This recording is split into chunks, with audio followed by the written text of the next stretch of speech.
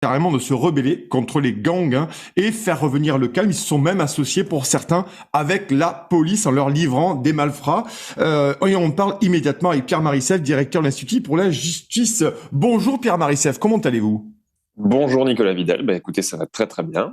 Bon, on va parler d'un sujet grave on va en parler parce que vous êtes sur Twitter et vous faites effectivement des explications extrêmement intéressantes sur Twitter sur pas mal de sujets qui touchent à la justice, à la délinquance. Et je voulais vous recevoir là-dessus pour que vous nous disiez ce qui se passe en Haïti en ce moment, parce que ça a l'air assez très très compliqué, voire chaotique, je le disais à l'introduction. Mais rapidement, pour nos auditeurs, Pierre-Marie, l'indépendance d'Haïti de la France, c'est 1804, c'est ça, concrètement, un point historique pour bien qu'on comprenne le sujet. Oui, c'est ça. Ça s'étend sur plusieurs années même, en fait, pour être honnête. Haïti était la colonie française de Saint-Domingue à l'époque, donc au moment de la Révolution française. Et c'était, alors je dis ça de mémoire, mais il me semble que Haïti était tellement riche et tellement puissante en termes de canne à sucre que c'était 3 fois, au moment de la Révolution française, 3 fois les exportations américaines, donc du pays américain qui était leur grand voisin. Et donc à partir de la Révolution française, il y a toute une série de troubles qui commencent avec notamment la Révolution avait décidé que les esclaves seraient libres et la minorité blanche française qui était en Haïti, qui avait fait venir elle-même beaucoup d'esclaves. On était de l'ordre de 80-90% d'esclaves.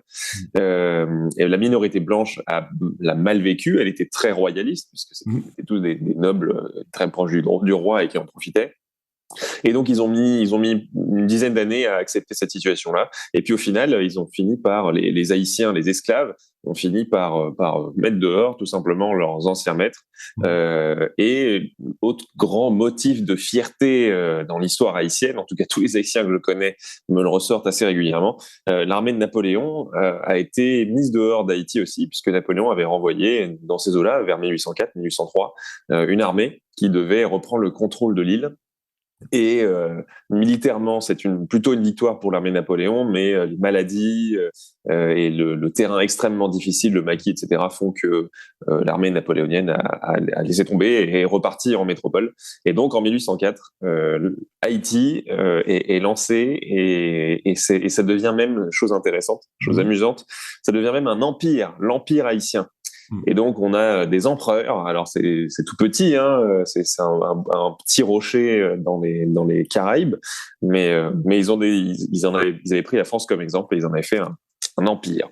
Voilà. C'est passionnant, cette histoire de cette indépendance d'Haïti. Maintenant, la question qui me vient, c'est finalement comment expliquer ce chaos politique, démocratique et humain. J'ai envie de dire, c'est une crise humanitaire littéralement qui se passe en Haïti. C'était quoi, Pierre-Marie, le cheminement pour en arriver où on en arrive aujourd'hui?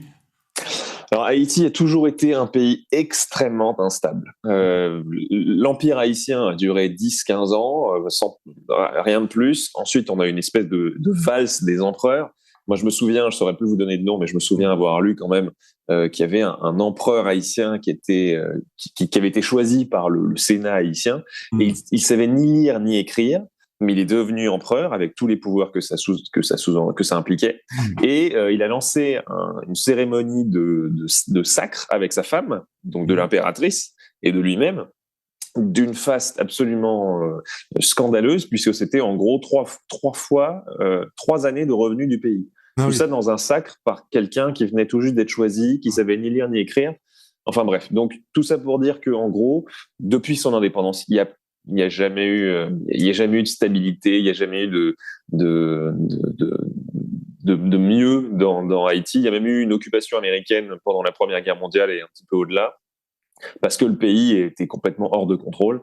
Et ensuite, on a traversé une petite période de mieux avec la dictature.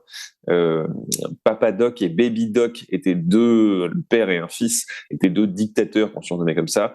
Et cette dictature-là a apporté une certaine stabilité, avec évidemment une violence d'État.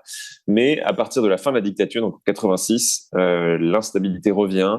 Un autre grand événement, ça a été le séisme en 2010. Vous vous souvenez probablement de ce séisme qui avait tué des centaines de milliers de personnes, donc qui a apporté aussi beaucoup d'instabilité. Et puis enfin, dernier gros rebondissement politique, c'était quand même un événement assez extraordinaire.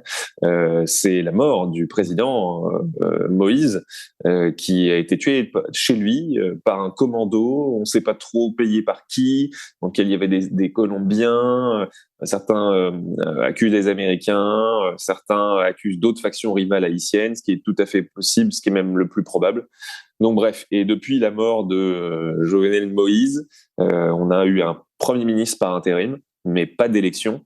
Et en fait, c'est tout à fait logique qu'il n'y ait pas d'élection. Le chaos est tel que l'élection ne serait pas possible d'être organisée. Pierre-Marie Sèvres, est-ce qu'on peut dire que la pauvreté et la misère sont-elles les seules explications pour expliquer le chaos que vous nous décrivez? Alors, la société haïtienne est très particulière. Par exemple, elle est très, et ça paraît étonnant, c'est un pays profondément raciste où il y a une hiérarchie raciale extrêmement, extrêmement importante. Moi qui ai beaucoup d'amis haïtiens, je le vois, les plus riches et ceux qui vont à l'étranger sont tous ils appellent ça des mulâtres, donc c'est l'ancien terme. Donc des mulâtres, donc c'est des gens qui sont clairs de peau. Il n'y a pas de blancs comme nous, mais ce sont des gens plus on est clair de peau, en gros, plus socialement on a de la puissance dans ce pays, alors qu'il n'y a aucun blanc. Moi, j'en connais quelques-uns qui sont très très clairs de peau. Bah oui, ils ont leur papa qui est sénateur, leur maman qui est écrivain, etc. Et donc c'est une société racialement très très très hiérarchisée. Autre exemple, il y a une montagne dans la capitale de Port-au-Prince, et donc plus on habite haut dans la montagne, plus on est supposé être riche. Et donc, plus on est blanc, plus on est riche. Enfin bref, donc il y a toute une hiérarchie comme ça. Il y a une concentration des richesses absolument scandaleuse entre les mains des plus riches, qui est vraiment impressionnante, avec des Ferrari, des Porsche. Alors là, vous pouvez les nommer. Donc, il n'y a pas uniquement la pauvreté, il y a des grandes, grandes, grandes inégalités. Et puis, il y a une corruption politique, puisque les gangs dont je parle dans mon trade, bien souvent, ce sont presque des mercenaires qui sont payés par les élites haïtiennes corrompues, des politiciens qui ont de l'argent et qui ont payé ces gens-là pour pousser les électeurs dans leur camp avec une mitraillette dans le dos, quoi.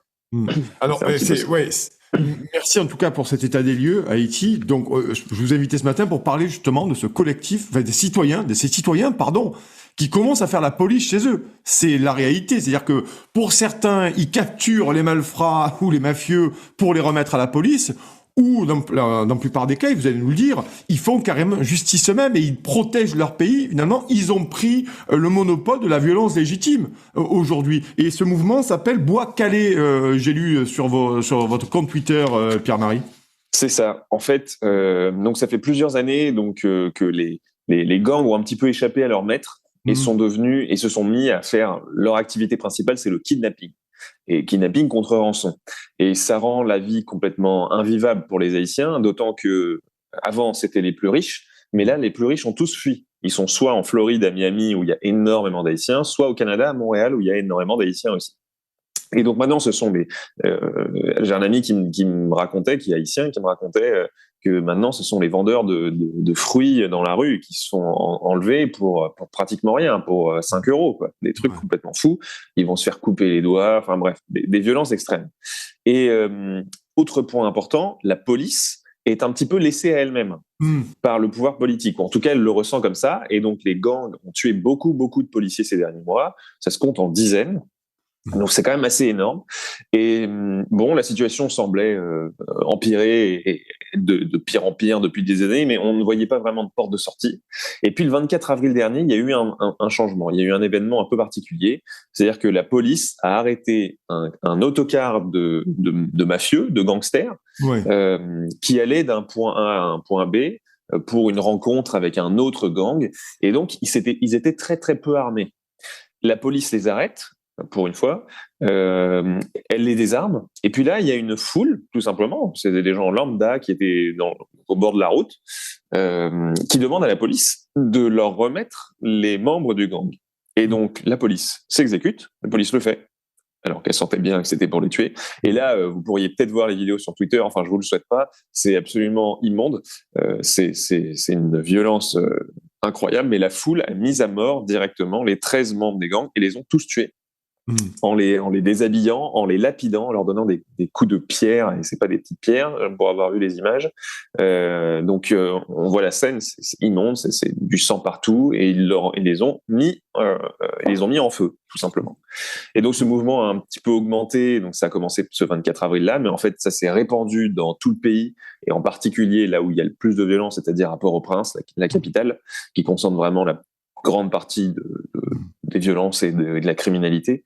Et donc, il y a des dizaines maintenant dans le pays. La première chose qu'ils ont faite, c'est donc la foule qui a tué les 13 gangsters a dit à la police, écoutez, ceux-là, ils allaient voir un autre gang à un autre endroit, et on va y aller ensemble dans ce repère et on va tous les tuer.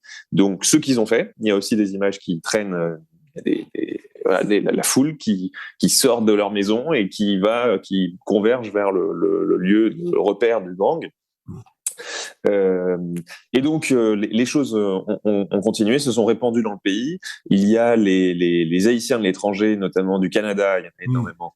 Les Haïtiens du Canada financent des armes pour les milices locales maintenant, donc ça se fait de plus en plus. Il y a eu toute cette expression, la bois calais, qui en fait, littéralement, bois calais, ça veut plutôt dire bois élagué.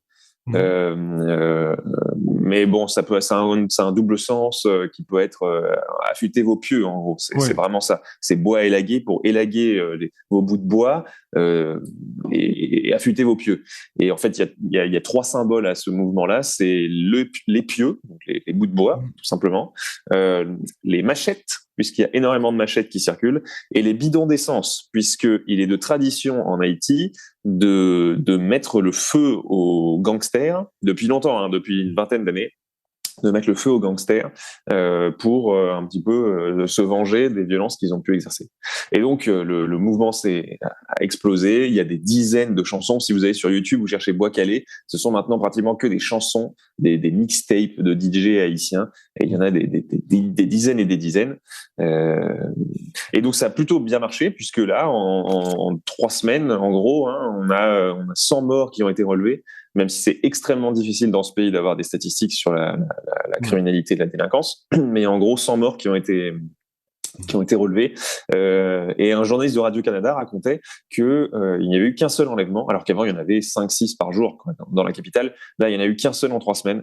Donc, ils ne peuvent que trouver ça très bien. Et moi, j'ai un ami personnellement qui m'a raconté, qui fait partie plutôt de la haute société haïtienne, mais qui me dit c'est invivable, on n'en peut plus, et qui est très très très content que le petit peuple haïtien décide enfin de prendre les choses en main, quoi. Alors, dernière question très rapide, à moins d'une minute, cher Pierre-Marie. Finalement, est-ce que ça peut être une sortie de crise ? Est-ce que ça peut être une respiration politique après, bien sûr, ce chaos et ces violences, ces ultra-violences pour Haïti ? Alors, ça peut en tout cas être une respiration, oui. Je suis pas sûr que ce soit quelque chose qui soit réellement viable à long terme, mais ça peut être une respiration, ça c'est sûr et certain. Moi, je sais que mon ami en question, qui était un peu ma source pour travailler ce sujet-là, m'a dit c'est la première fois qu'on est optimiste depuis des années, quoi. On n'avait pas une lueur d'espoir depuis des années. On avait l'impression que tout était de pire en pire. Là, pour une fois, on a un petit peu d'optimisme. Mais en revanche, ce qui est sûr et certain, c'est que tout ça peut très très vite déraper.